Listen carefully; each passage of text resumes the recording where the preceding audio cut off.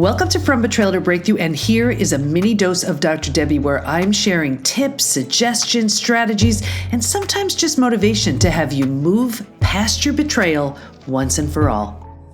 Hi there. Today I'm talking about a very important holiday, National Forgiveness Day. Why is that special? Many reasons. First of all, last year, the PBT Institute, that's my company, founded National Forgiveness Day. Now, I know in the world of betrayal, forgiveness can feel really hard. Not only is it hard to forgive the person who betrayed you, forgiving yourself. I know it brings up a lot of anger. It can be a very charged topic, all of it. It could be charged for a few reasons. Number one, you may have been pushed to forgive just to make it, let's say, easier on the other person, or because you were told it's the right thing to do, all of these things. Now, I remember doing my study and reading a study about forgiveness. And I remember they said, if you feel safe and valued and you forgive, you feel better. If you do not feel safe and valued and you forgive, you feel worse. And that's so true. But then when I was ready to trust again, I upped it a notch and I said, forgiveness is really for our sake. So we should forgive anyway, just to release the power that pain has over us. But what would happen if we exchanged in that study the word forgive to rebuild? And it would sound something like this. If you feel safe and valued and you rebuild, you feel better. If you do not feel safe and valued and you rebuild, you feel worse. But so many of us are told, you know what? You need to forgive. It's in your best interest to forgive. You should just forgive. And it's so charged, whether it's coming from a religious place or from someone whose best interest is in having you forgive. Like, for example, let's say there's a couple and one of the partners has an affair, and then their parent, your in-laws say, you really should forgive. Well, of course they want you to, because they just want to keep your family together. So everybody is coming from their own space and they're seeing things through their lens. So you may have received a message of you really need to forgive, and it really rubbed you the wrong way, and that's okay. And when you're called to forgive, here's the thing too: before you're ready, it backfires every single time. In the PBT Institute, we have our signature program, Betrayal to Breakthrough. Every member goes through that along with everything else they do. And we have forgiveness in a very strategic place. And it is certainly not in the beginning, because you're not ready for that. There's too much anger. There's too much resentment. There's just too much of other stuff going on. So first of all, what I would invite you to do, if you're even trying to work towards it, and you're like, why is this so hard? Well, it's so hard because it is. The second thing is, instead of reaching for forgiveness, here's a little tip: reach for acceptance. It's a much easier grab when you're moving towards forgiveness. First, you accept. Then eventually, when you're good and ready, you can forgive. And I've shared this before in other episodes, but what I've seen is this kind of trajectory of emotions. And it goes like this. At first, when you're betrayed, you are so deeply sad. Oh my gosh, how could you do this to me? And then if you keep going and you do the work, you actually get angry. You're like, how could you do this to me? You get angry. And then if you keep doing the work, you get to this almost like, it's almost pity, where you look and you're like, really? That's what you do? That's how you handle your lack of self-worth or self-esteem or unhealed trauma or sense of entitlement or whatever. That's what you do. It's almost like at that moment, you've taken yourself out of, you were in the picture, you take yourself out of the picture and you're looking at it and you see it clearly. Well, anyway, if you keep moving through the stages, when you hit stages 4 into stage 5, all of a sudden you move into this place of compassion, where you get it. You see we're all human. And that person's choice, although an extraordinarily painful one, really had nothing to do with you. And that's where and it's not where you're just deluding yourself. You've actually moved through the stages and you see things clearly. And you're in this place of compassion. But when you approach forgiveness too early, like I said, it backfires every single time. But when it comes to forgiveness, let's say you were the betrayed and you're like, well, why self-forgiveness? Like, let's talk about self-forgiveness. Why should I forgive myself? I didn't do anything wrong. Well, yes, that's true. But were you too hard on yourself? Did you not give yourself the grace, the space you needed to move through the hardest thing that ever came your way? Did you expect more from yourself during this really painful time? Could you have been kinder or more gentle on yourself? Could you have spoken to yourself how you'd speak to a friend or someone you love? That's what I'm talking about. When it comes to the betrayer, I'm talking about forgiveness there too. However, you forgive yourself after you've done every single thing humanly possible to right the wrong. And I mean remorse, regret, apology, restitution, whatever is in your power to do. Now, you may be thinking, well, okay, I was good until she said that. That's really awkward. That's really uncomfortable. Yes, it is. But you also broke the heart and trust of the very person who loves you the most, of the very person who trusted you the most, of the person you loved the most, of the person you trusted the most. So instead of running from it, run towards it. Do something good with something painful. I have no idea. We never know if that person, from that perspective, what their response or reaction will be. And the truth is, it doesn't matter. You're doing this for your sake. Forgiveness is all about us. So again, if you are the betrayer, yes, you want to forgive yourself, but you want to forgive yourself after you have done everything humanly possible. Now, if it is not a possibility to do anything with the person you hurt, to reach out to them in any way, then how can you pay it forward? How can you prevent other people you know or love, from doing the same thing and hurting people? The whole idea is, how can you do something really good with something really painful?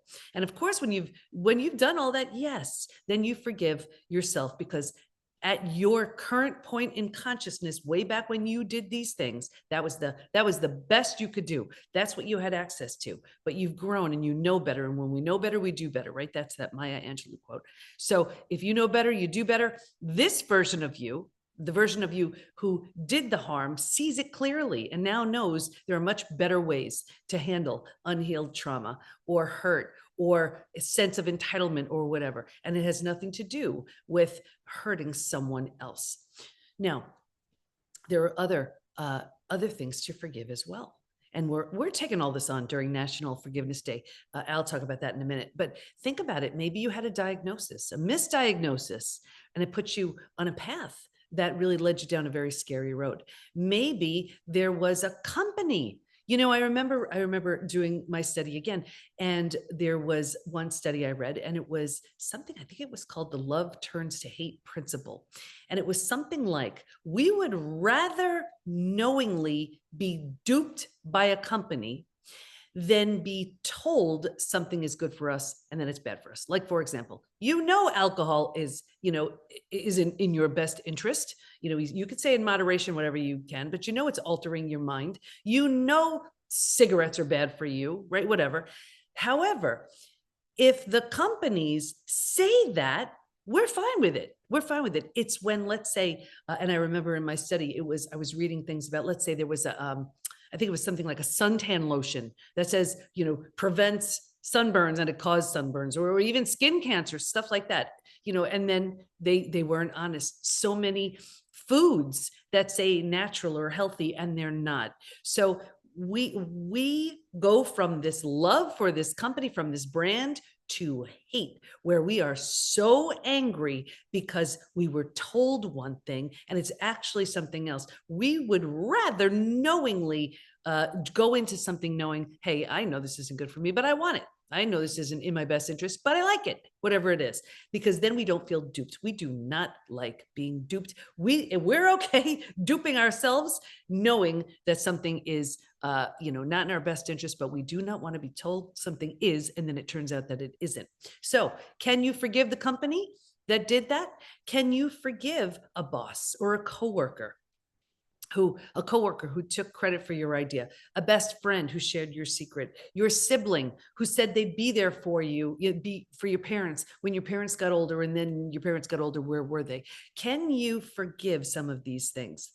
Because these things, although we think, oh, it's really not vying for, my attention. Oh, yes, it is. It occupies so much time and mental space that could be so much better used on other things. So what you want to do is get to a point of forgiveness so that you can heal your mind, you can process these emotions, you can heal your body.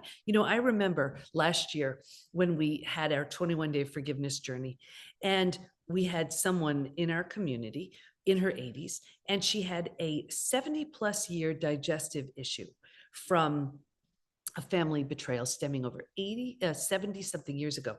2 weeks into our forgiveness journey, she healed from a 70+ year digestive issue. That's not so crazy to hear. That's not so uncommon.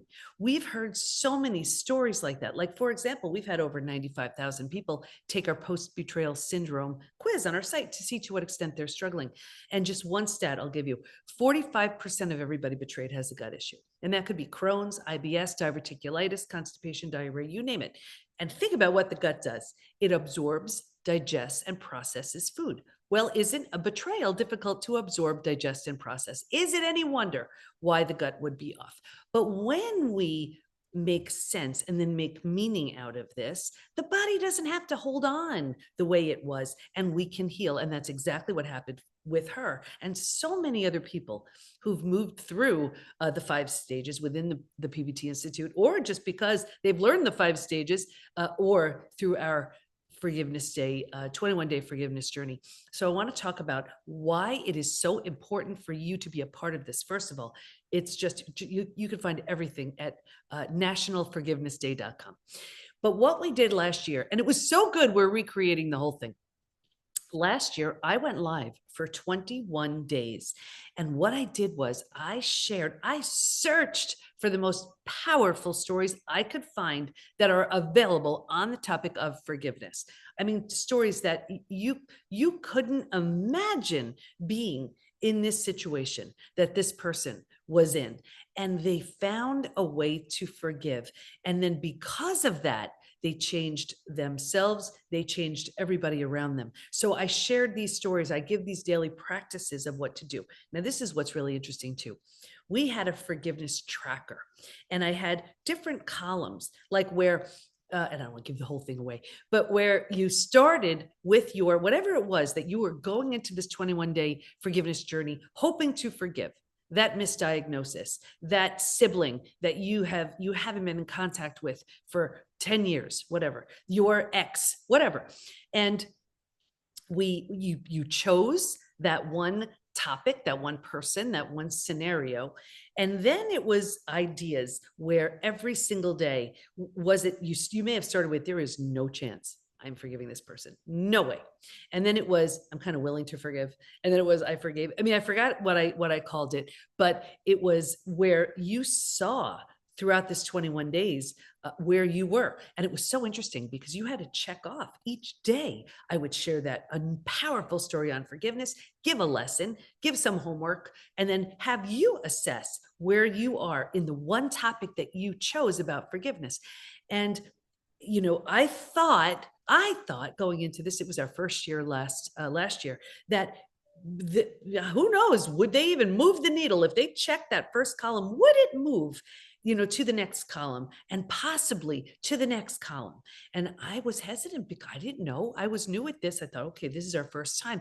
I would be so happy if a handful of people by the end of the 21 days, because it takes 21 days to make a new habit, if by the end of 21 days, a handful of people would move towards that willingness to forgive and actually doing something about it. That was my intention. If I get a handful of people, well, think of that handful of people as being happier and healthier and having these newly found relationships with the person who hurt them, or they just felt free because they went through this journey. Well, let me tell you something. By the end of the 21 days, we had people, so many people who were in that place, that column, that last column of forgiving. Not only that, this is what was the biggest shocker of them all. I thought it was going to take 3 weeks to have them move forward.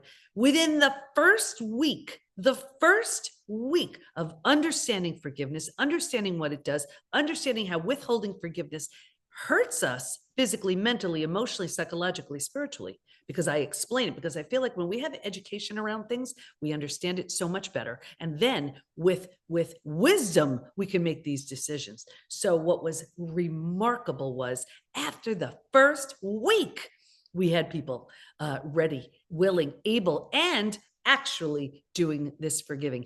And what they were reporting was how much better they were feeling physically and mentally and emotionally, and the stories they shared because of it. And it was just absolutely incredible. So I'm going for the same thing again. What I'm looking for is having everybody start with that very specific person or scenario or situation in mind that they are considering forgiving, that they would love to be able to forgive, that they would feel so much better if they did. And then throughout the course of the 21 days, see how they actually checked off that there was no chance they were forgiving, day one, let's say, and then slowly move towards that next column, checking it off, like, you know what, I'll consider it. And then as they moved even further along on the forgiveness journey, how not only were they willing to consider it, but they actually forgave. There is so much that I'm going to be putting into this 21-day forgiveness journey. Like I said, the stories, the education, the mantras to go with each day, quotes to go with each day. And I'm also bringing on a handful of our amazing certified PBT coaches and practitioners to share their powerful stories around forgiveness. Remember, when you forgive, you're not being duped. You're not setting yourself up for it to happen again. You're not being weak. You're not being a sucker. What you've decided to do is take your power back. You've decided that it's more important that you feel good, that you feel healthy, that you clear this from you so that you can live healthier, happier, more fully, with more confidence, because you chose to forgive. Forgiveness is not a weakness, and you know my story. Many of you know my story. I had my two huge betrayals from my family and then my husband. And I'll tell you, I have been in the ICU for 11 days. I have lost loved ones. Nothing for me was as hard as forgiving. And what it did was launch the PBT Institute. It caused I married my husband again as two completely transformed people not long ago. It led to the launch and the founding of National Forgiveness Day, books, products, services, talks, all of it. Why? Because I realized even though it happened to me, it's not about me. However, if I'm sick, sad, stuck, staying small because of my I had every sense of entitlement, reason to be right. I was wronged, the sense of injustice, all of it. And I was struggling and I was suffering and it was hurting me terribly. And I know exactly how you feel, because if that's where you are, I understand your pain and I understand how bad it feels. And I also understand how good it feels when you move through the 5 stages from betrayal to breakthrough. And we're going to give you a running start with the 21-day forgiveness journey. So what you need to do right now, don't wait, go to nationalforgivenessday.com, sign up for the 21-day forgiveness journey, join us, different levels of being involved. You can just be a part of the journey.